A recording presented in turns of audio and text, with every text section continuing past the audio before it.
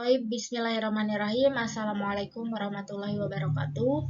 Perkenalkan, nama saya Najwa Trayana Dapka Putri. Izinkan saya di sini untuk sedikit memaparkan materi tentang penerapan wawasan Nusantara dalam kehidupan sehari-hari,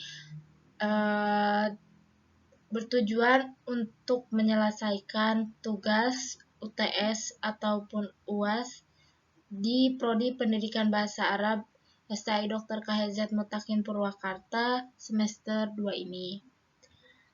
Langsung saja mulai.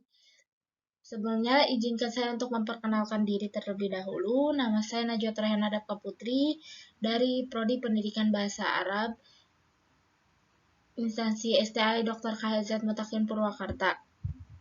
Alhamdulillah di sini saya sudah menginjak di semester 2 dan saya ini sudah mengikuti 3 organisasi maupun eksternal ataupun internal.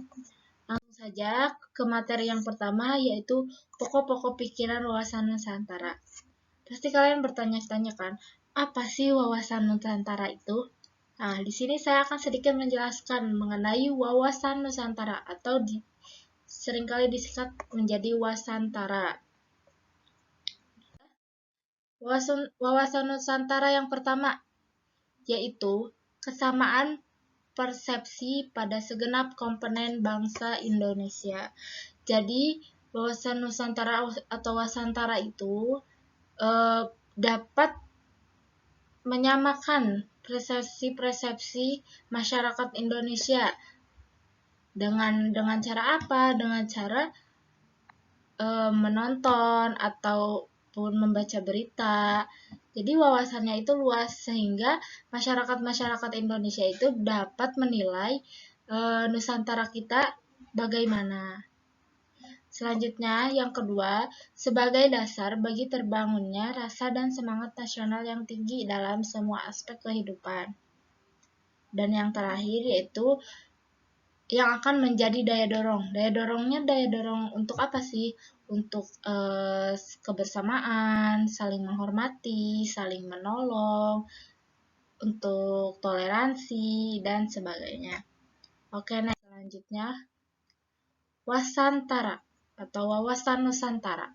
Wawasan Nusantara adalah wawasan kebangsaan sekaligus wawasan nasional yang khas bagi bangsa Indonesia sebagai bangsa yang berdaulat dari Sabang sampai Merauke dan dari Miangas sampai Pulau Rote.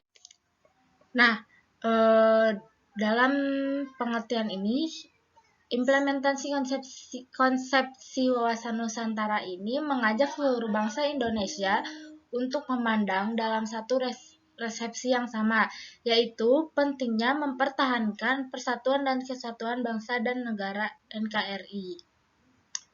Oke, next. Nah, di sini adalah pengertian secara etimologi.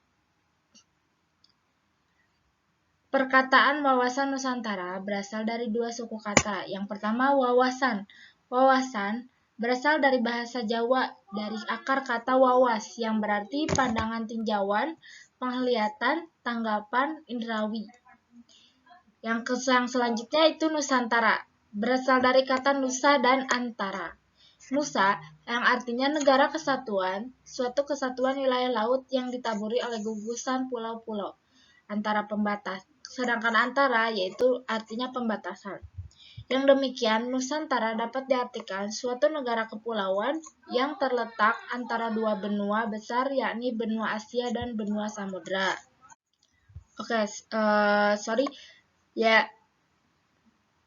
Negara kepulauan ini yang terletak antara 2 benua, yaitu benua Asia dan benua Australia, dan Samudra Hindia, juga Samudra Pasifik. Oke, selanjutnya, contoh-contoh penerapan wawasan Nusantara di kehidupan sehari-hari. Di sini saya hanya akan menyampaikan sedikit saja. Yang pertama, dalam aspek Pancasila. Nah, aspek Pancasila ini dapat menjadikan Pancasila sebagai pedoman hidup masyarakat, yaitu kita sebagai masyarakat itu dapat mempedomankan Pancasila sebagai kehidupan sehari-hari seperti ketuhanan yang Maha Esa, kehidupan sehari-harinya taat beribadah atau beribadah kepada Tuhannya masing-masing. Nah, yang kedua itu kemanusiaan yang adil dan beradab. Dalam contoh kehidupan sehari-harinya, ya contoh seperti hakim. Hakim itu harus adil, membenarkan yang benar dan menyalahkan yang salah. Nah, selanjutnya poin yang kedua yaitu nasionalisme atau menumbuhkan sikap nasionalisme dan cinta terhadap tanah air. Jadi kita walaupun kita tergiur untuk jalan-jalan ke luar negeri ataupun jalan-jalan ke kemana, nah, tetap yang harus kita cintai itu yaitu tanah air kita sendiri. Indonesia juga banyak kok pulau-pulau yang indah kayak Pulau Labuan Bajo dan lain-lain. Dan yang terakhir yaitu toleransi. Kita sebagai warga Bhinneka Tunggal Ika, kita harus selalu toleransi, saling menghargai setiap perbedaan. Karena bangsa Indonesia itu memiliki beragam budaya, beragam suku, beragam bahasa. Dengan beragamnya itu, kita harus tetap saling menghargai satu sama lain. Fungsi dan peran wawasan Nusantara dalam kehidupan sehari-hari. Nah, mengapa sih wawasan Nusantara itu sangat penting dalam kehidupan? Ya, hal ini disebabkan karena bangsa Indonesia meyakini akan kebenaran falsafah dan ideologi untuk mencapai tujuan nasional. Wawasan Nusantara dapat berfungsi sebagai katalisator dalam berpikir dan berperilaku rakyat Indonesia dalam kehidupan berkebangsaan dan berkenegaraan. Dengan itu, wawasan Nusantara adalah landasan berpikir rakyat Indonesia agar memiliki pola pikir dan perilaku yang baik dan benar. Landasan dalam berwawasan Nusantara sangatlah jelas di mana kehidupan harus didasari oleh berkebutuhan, berkeadilan, dan tentunya berperi kemanusiaan.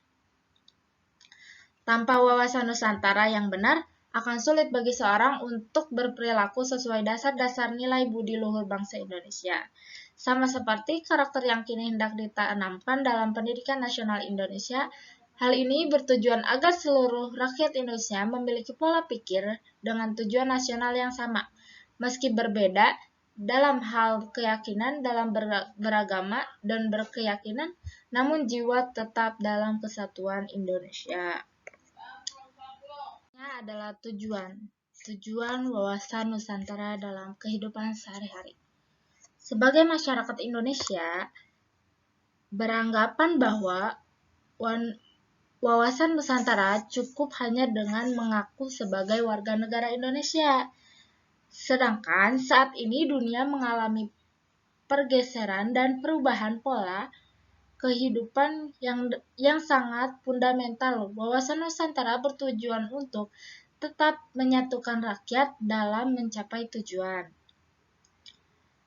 Tentunya jika kita tidak memiliki wawasan Nusantara, maka seseorang akan berperilaku untuk menguntungkan dirinya sendiri dan kelompok tertentu tanpa memikirkan dampaknya pada bangsa Indonesia sendiri.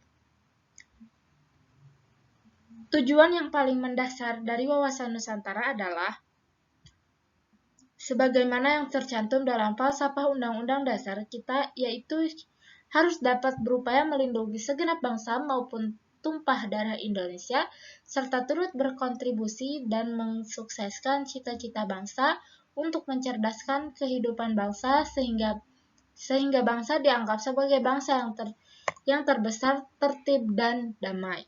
Disinilah fungsi wawasan Nusantara sangat diharapkan, di mana seorang dapat menyikapi kehidupan yang kondisi dengan lebih ke arah yang lebih positif dan cenderung mementingkan kepentingan bersama. Oke, selanjutnya yang terakhir kesimpulan.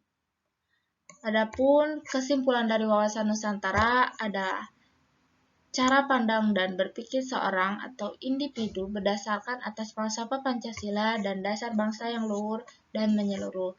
Jika disederhanakan, wawasan Nusantara adalah sebuah pikir dan sikap yang sesuai dengan nilai-nilai budaya, bangsa, dan kepercayaan kebenaran untuk mengedepankan kepentingan bersama. Wawasan Nusantara tidak dipengaruhi oleh perbedaan agama, budaya, dan ras. Keberagaman dalam Indonesia akan disatukan dalam satu ideologi bangsa, Bhinneka Tunggal Ika, dan Persatuan Kesatuan Bangsa. Orang-orang yang berwawasan Nusantara akan selalu menjaga ketertiban, keamanan, dan ketenangan, berupaya mematuhi tata tertib dan peraturan yang ditentukan oleh undang-undang dan hukum yang telah diatur dalam tatanan ketatanegaraan. Minimnya pemahaman akan wawasan Nusantara akan mengakibatkan dampak yang cukup besar baik untuk diri sendiri dan orang lain. Salah satu perilaku yang mencerminkan tidak memiliki wawasan Nusantara adalah korupsi, tidak membayar pajak, melakukan penyelewengan, melakukan kerusuhan, dan keributan. Oke, see you, ma'asalama. Mungkin cukup sekian presentasi yang saya sampaikan. Kurangnya dari saya, lebihnya dari Allah Subhanahu wa taala. Wabillahi taufiq wal hidayah. Wassalamualaikum warahmatullahi wabarakatuh.